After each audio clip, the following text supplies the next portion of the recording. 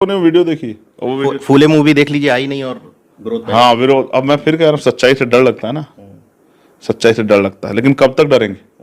मैं फिर कहता हूँ जातीय आतंकवादियों को अब अपनी सोच में बदलाव करना पड़ेगा, क्योंकि देश का कमजोर वर्ग बाबा साहब अम्बेडकर के संविधान में दिए हुए अधिकारों के जरिए पढ़ लिख कर ज्ञान हासिल करके मुख्य धारा में आ रहा है। अब मुकाबला आमने सामने का हो गया है।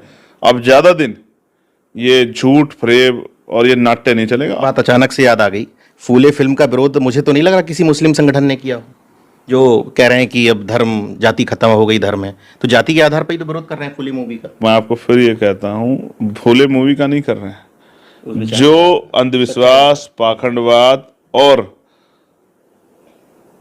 सामाजिक व्यवस्था में बड़ा छोटा ऊंचा नीचापन बना के जो लोगों को के तरक्की में जो अवरोध पैदा किया गया था, कमजोर वर्गों को आगे बढ़ने जो रोका गया था, वो उनका जो झूठ था वो जनता के सामने ना जाए, इसलिए पीड़ हो रही है। और ये पीड़ अब मैं फिर कह रहा हूँ फूले मूवी बनी है, कल हो सकता है पेरियार मूवी बने, परसों हो सकता है पेरे लली यादव मूवी बने, फिर मामला रामसु वर्मा जी के ऊपर, फिर संतराम बी प्रजापति जी के ऊपर बने, फिर बाबू जगदेव प्रसाद जनवाद कपूरी ठाकुर जैसे मांझी जी के ऊपर बनी है जिन्होंने पत्थर का सीना चीर दिया था, फिर काशीराम जी के ऊपर मूवी बने, डॉक्टर बाबा साहब अम्बेडकर के ऊपर मूवी बने, फिर कितनों कौन कौन सी मूवी से रोकोगे। सबने जातिवाद का सामना करके और इस जातिवाद को के कलंक को मिटाने के लिए, देश के ऊपर जो कलंक है जातिवाद का, इसको मिटाने के लिए एडी चोटी का जोड़ लगाया।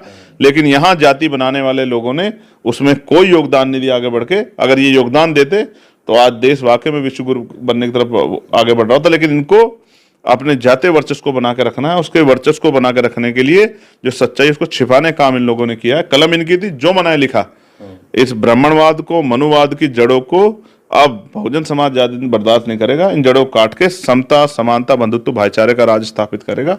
और जैसा राज मैंने वहां बेगमपुरा का देखा, वैसा राज यहाँ भी आएगा। कमजोर वर्गों के लोगों को रोटी, कपड़ा, मकान, रोजगार, अच्छी शिक्षा, अच्छी चिकित्सा और आत्मसम्मान का जीवन मिलेगा। इस लक्ष्य को लेकर, इस सपने को देख के मैं वहां से